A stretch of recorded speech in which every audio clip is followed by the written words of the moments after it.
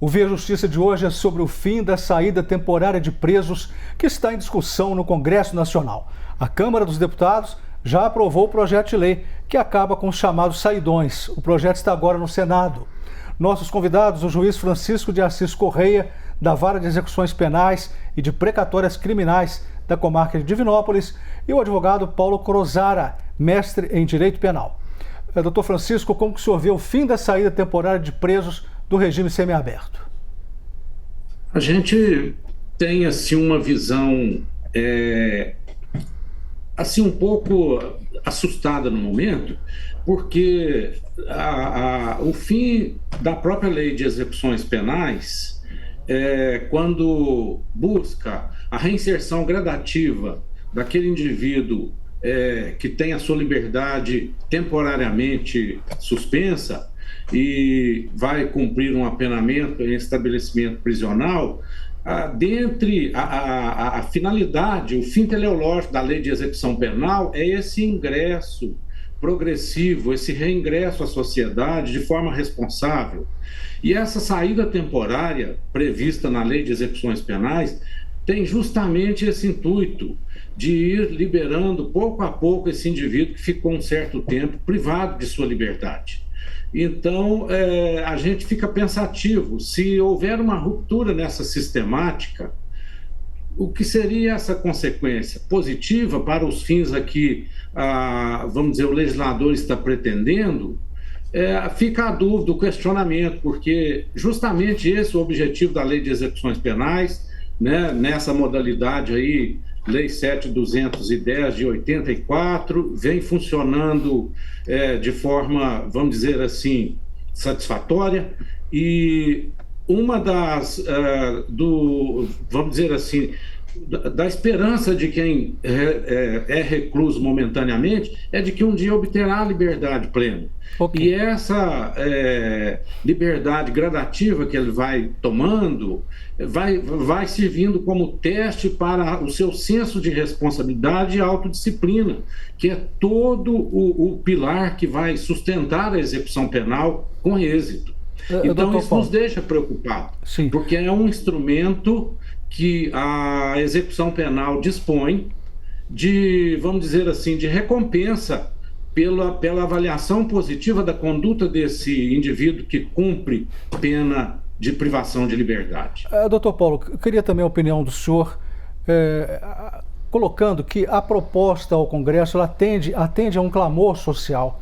A ciência penal deve se render ao clamor social? Não. Claro que não. O que acontece é que a sociedade sempre tende, né, a buscar maiores punições, assim, né, acabar com esses benefícios e tudo. Isso, pelas ciências penais, não faz o menor sentido, isso é tapar o sol com a peneira, porque, é claro, a gente vive numa sociedade extremamente violenta, né, que crimes violentos acontecem o tempo todo, as pessoas são assaltadas à mão armada e o que elas querem é tranquilidade. Mas elas não vão conseguir acabando, por exemplo, com saidões, que como o doutor Francisco falou tão brilhantemente, cria o senso de responsabilidade, né? O preso sai, aí ele tem o dever de voltar daqui de 7 dias. Nesses 7 dias ele pode começar a ajustar a vida dele, a ser reinserido na família dele, né? Conversar com os filhos dele, buscar talvez um trabalho, e esses 7 dias ajuda ele a se reinserir na sociedade. Quando você acaba com isso, você está mantendo a pessoa mais tempo presa. Infelizmente, as nossas prisões não são lugares, né, onde as pessoas saem melhor. Infelizmente, não é a realidade brasileira, né? As prisões são lugares de recrutamento para o tráfico de drogas, muitas vezes. Então, quanto mais tempo você manter essa pessoa presa e sem possibilidade nenhuma de sair, você está contribuindo para a violência. Você não está dando mais tranquilidade para as pessoas, que eu acho que talvez seja o fim de quem está votando a favor dessa lei. Mas isso não faz sentido pela ciência penal. Como é que o senhor comenta isso, doutor Francisco? Realmente não faz sentido mesmo, porque a sistemática da lei de execuções penais, quando ela coloca que o instituto da saída temporária, ela limita esse tipo de, vamos dizer assim, de benefício àqueles reclusos que cumprem a sua pena sob regime semiaberto.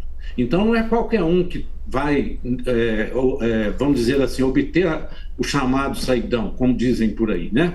Mas somente aquele que estiver ali cumprindo a sua pena no regime semiaberto, porque ela prevê outros casos de saídas assim, com tempo limitado, ao uso exclusivo para a finalidade da saída, que é a permissão de saída, já é para quem cumpre a pena em regime fechado, ou então aquele preso provisório. Mas é uma saída muito rápida, por exemplo, essa permissão de saída. Então pensa assim, mas só o regime semiaberto tem essa possibilidade de saída temporária pelo período vamos dizer assim, de dias seguidos? Sim, porque justamente nós temos que considerar que o indivíduo que está cumprindo a sua pena no regime semiaberto, ou o juiz da condenação estabeleceu esse regime como inicial e avaliou toda a condição dele de reinserção social ao longo do tempo, né, com todos os requisitos que a lei assim estabelece,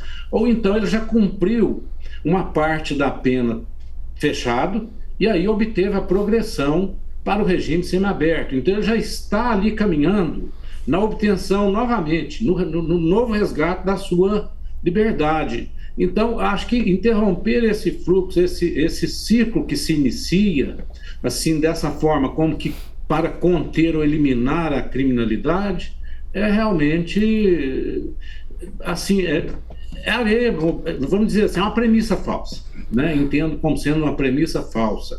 Já atuo na execução criminal ao longo da minha carreira como magistrado, 25 anos, então a experiência nos mostra que não é por aí. Doutor Paulo, o regime semiaberto, com isso, ele pode acabar? Ou seja, até que ponto esse projeto no Congresso, se aprovado, vai de encontro, ou seja, contrário ao sistema penal vigente? O que isso vai significar em termos teóricos do sistema penal? É claro, né, como o doutor Francisco estava falando, né, nós temos, né, o regime fechado, semiaberto, aberto. O fechado, realmente, a pessoa fica, né, dentro do presídio, sem possibilidades, assim, às vezes sair para um enterro de um parente, né, com a permissão de sair, mas é coisa muito rápida. E o semiaberto, a ideia é que a pessoa já começa a ser reinserida.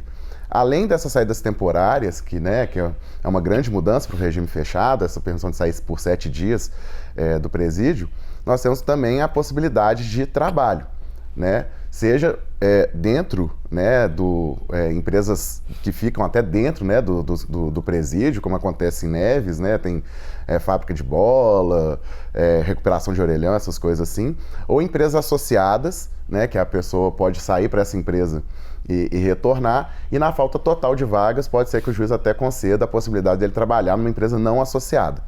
Então, o regime semiaberto tem essa possibilidade, além das saídas temporárias, essa saída para trabalho, né? Então, se você... porque a ideia é exatamente a pessoa ir retornando, porque quando chega no aberto, né, como aqui casa de albergado é quase, né, um mito, né, que está na lei, a pessoa acaba cumprindo o domiciliar. Então, tem toda essa lógica. Fechado, completamente trancado. Semiaberto já começa com saídas ou para trabalho, essas saídas temporárias, até chegar no aberto, em que a pessoa está cumprindo pena, mas normalmente em casa. Então, quando você tira a saída temporária, você está indo contra a lógica, como é pensado a lei de execução penal, né? Que é essa progressão na liberdade da pessoa até chegar na liberdade condicional lá na frente. Então, você retirando isso, você acaba com essa lógica, porque se o regime semiaberto acabar com as saídas das pessoas, vira um regime fechado, e aí, de repente, acontece uma coisa que é muito estranha, né? Naquele filme americano, o cara tá lá pagando pena, de repente, um dia, se ele ter nenhuma saída, joga ele para fora do presídio, e a pessoa fala assim, agora, para onde que eu vou? Então a lógica é exatamente a pessoa ir retornando, né, à sociedade aos poucos, recriando esses laços familiares, laços de trabalho, até que você fala, sua pena acabou. E quando fala a pena acabou é porque a pessoa, teoricamente, já deveria estar reinserida na sociedade. Então, qualquer projeto de lei que tente mudar isso, para mim é muito estranho, porque vai contra a lógica de toda a lei como ela é pensada. Aí vai ter que mudar a lei toda, né? Exatamente. Futuramente, né? Dentro desse sistema. Pois não, doutor Francisco? Há um detalhe aqui, complementando ao que o doutor Paulo menciona, quanto a trabalho, com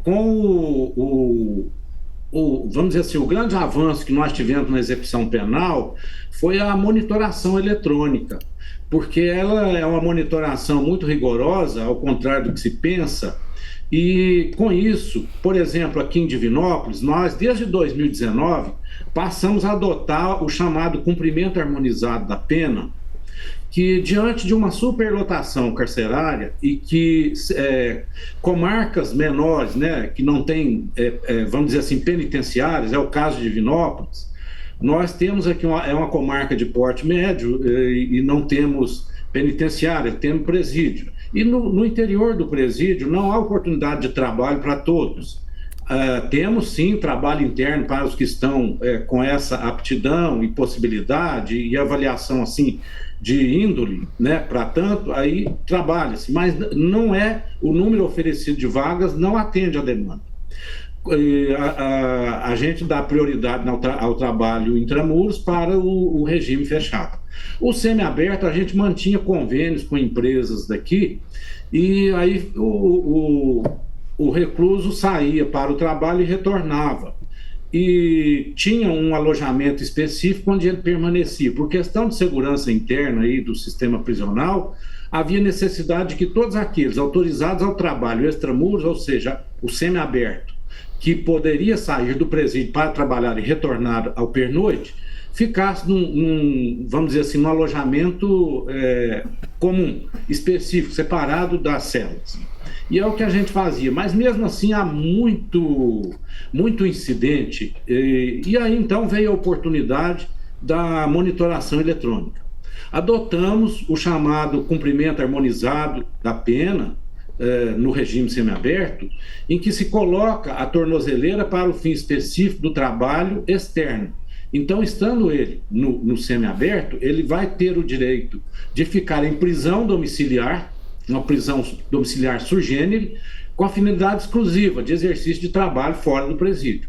Então, ele não retornará após a jornada de trabalho ao presídio, mas ao seu lar, monitorado aí praticamente 24 horas, porque a monitoração vai estabelecer horário em que ele tem obrigatoriamente que permanecer no recinto do lar. Saiu do trabalho, a monitoração, ele vai dar o itinerário que ele faz para o trabalho, a monitoração será feita acompanhando esse itinerário e no horário do trabalho que o juiz determinar, né? Porque vem a carta de emprego e a proposta, e a gente vai oficiar a UGME, que é a unidade gestora dessa monitoração eletrônica, centralizada em Belo Horizonte, e ela vai então cadastrar o itinerário e o horário que o preso poderá estar fora do domicílio. Fora disso, a prisão dele passa a ser a casa mesmo. Então, com isso, se resolveu. Eu vi aí um grande, vamos dizer assim, um grande achado para a solução daquela superpopulação carcerária naquele momento. E aí se enquadram, nesse caso, aqui, por exemplo, em Divinópolis, todo aquele regime semiaberto que tem essa condição de trabalho. Okay. E aí a gente, então, passou a adotar isso a partir de 2019 com muito êxito. Sempre tem intercorrência, sempre tem incidentes, como todo e qualquer lugar do Brasil ou em qualquer fase da execução da pena, nós teremos incidentes, né? Não é 100% certinho do princípio ao fim. Teremos os incidentes e isso é comum à execução. Tá certo. Nós vamos fazer agora, doutor Francisco, essa questão da monitoração eletrônica. No próximo bloco a gente continua falando sobre isso. Nós vamos fazer um rápido intervalo agora. O Via Justiça volta em instantes.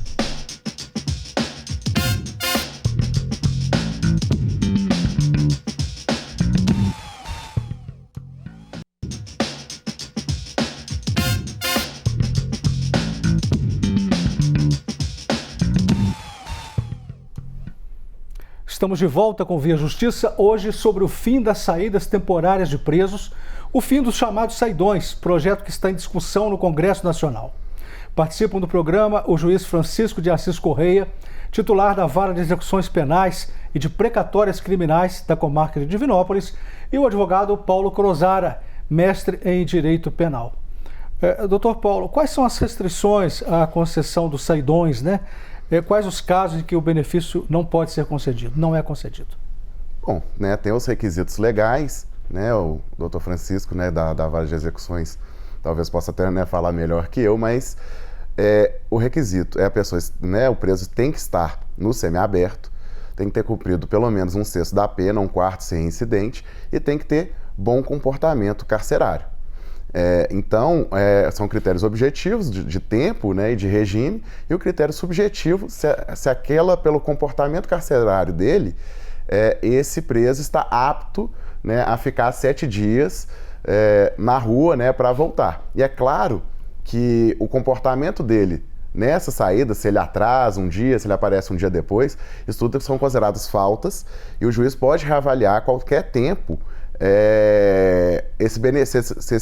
se o reeducando, né, o preso, ele está apto ou não a essas saídas. Então, se ele, né, vamos dizer, pisar na bola, né, cometer algum crime ou atrasar ou qualquer coisa assim, ele pode ter esse benefício cortado, né, a qualquer momento.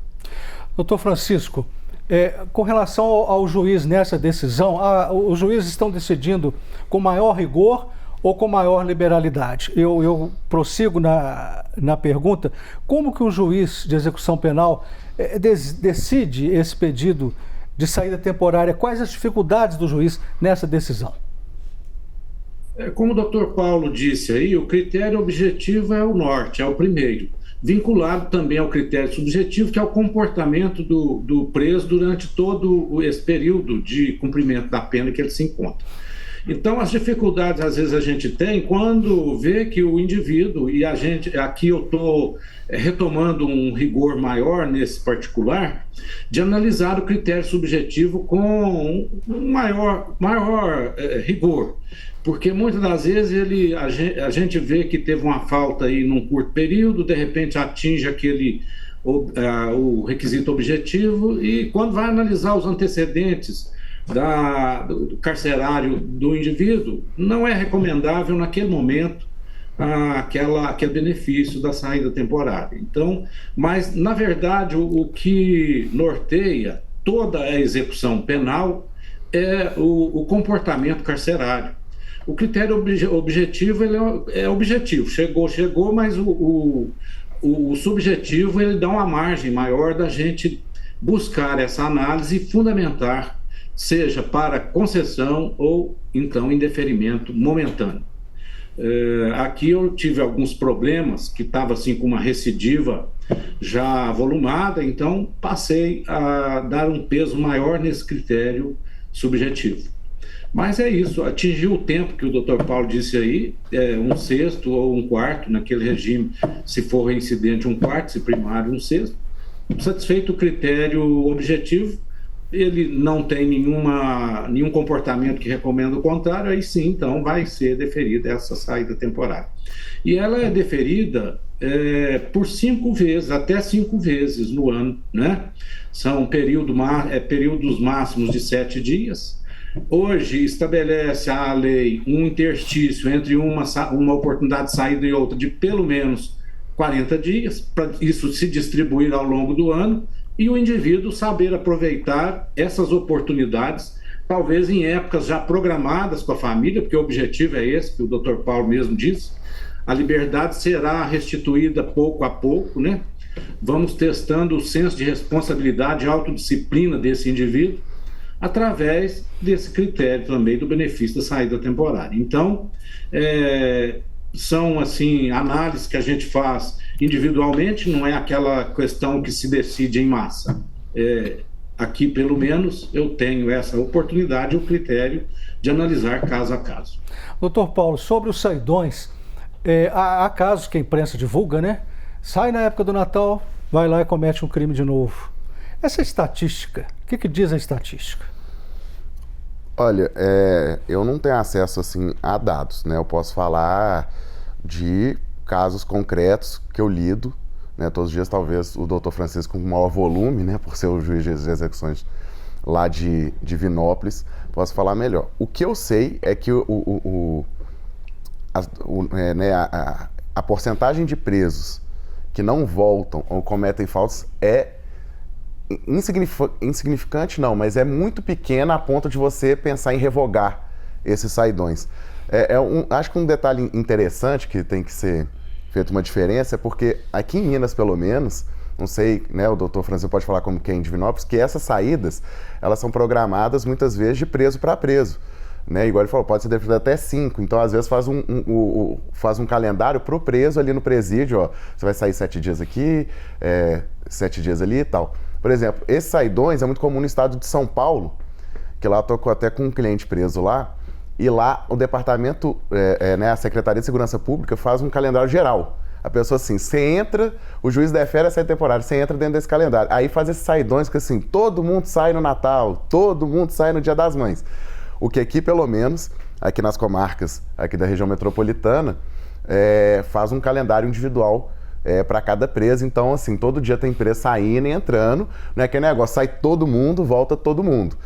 Então, que às vezes assusta um pouco, né? Isso é mais em São Paulo. Então, não é aquela multidão de pessoas indo para as ruas, sem controle nenhum, e depois volta aquele tanto, não. O preso sai, fica na rua e volta. Então, até pro preso não faz muito sentido ele não voltar, porque, como, né, a gente está falando aqui, a sistemática dele ganhando a liberdade, quando ele já chega no semiaberto, ele ganha essa saída temporária, ele já tá, o aberto está logo ali, o aberto já é prisão domiciliar. Se ele não volta, se ele atrasa um dia, é uma falta grave e ele pode regredir para o fechado. Então, o preso... Não é interesse dele, não é do interesse dele. Acontece, mas não é estatisticamente significante a ponto de você pensar assim, nossa, está aumentando a criminalidade, essas saídas aumentam a criminalidade da cidade, vamos acabar com elas. Os benefícios são muito maiores que os malefícios. Pelo menos eu vejo assim. Doutor Francisco, como que o senhor decide aí em Divinópolis? Sai em grandes quantidades ou como o doutor Paulo disse aqui? A gente não defere, às vezes coincide um número maior, mas não é assim de forma massificada. Primeiro, que a gente vai analisar caso a caso, né?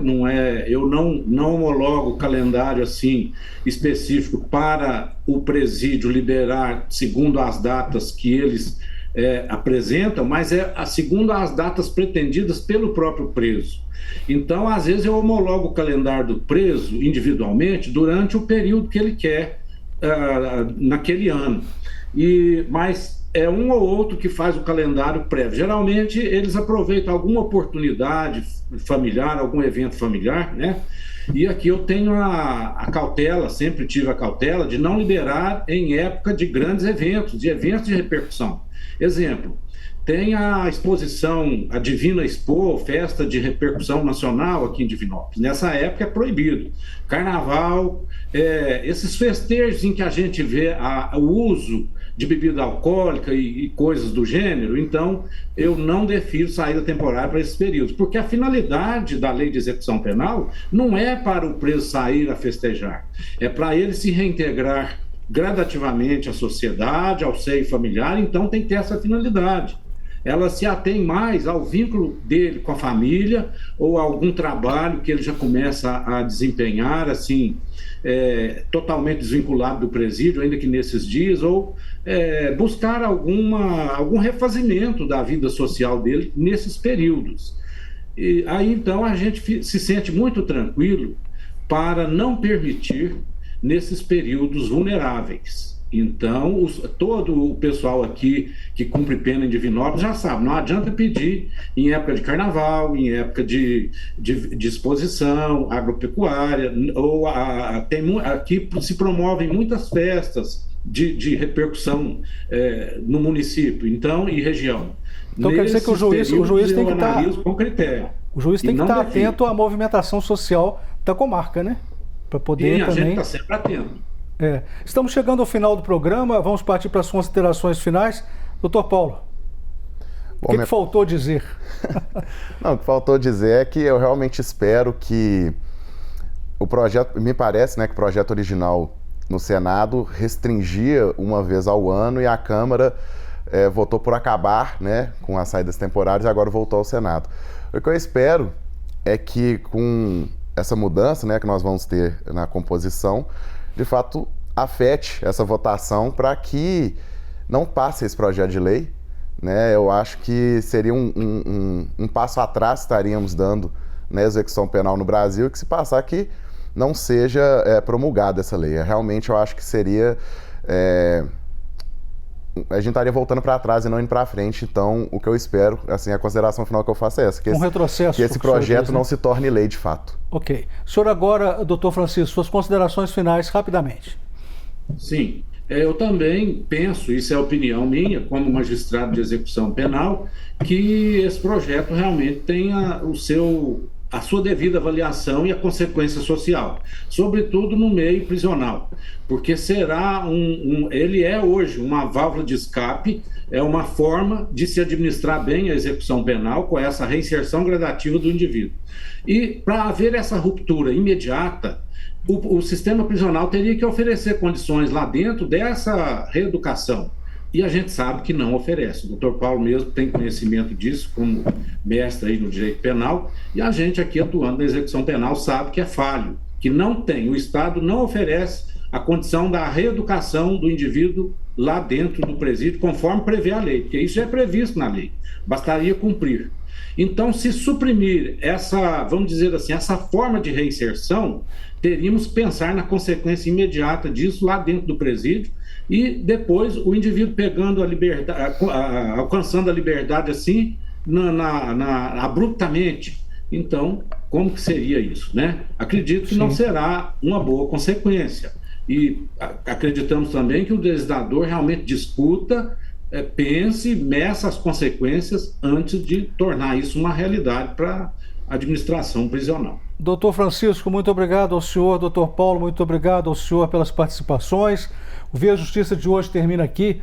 Nós conversamos com o juiz Francisco de Assis Correia, titular da Vara de Execuções Penais e Precatórias Criminais da comarca de Divinópolis, e com o advogado Paulo Crozara, mestre em Direito Penal. Anote aí nosso e-mail para contato, viajustiça@amages.com.br, e nos acompanhe também pelas redes sociais da Amages. Obrigado pela audiência.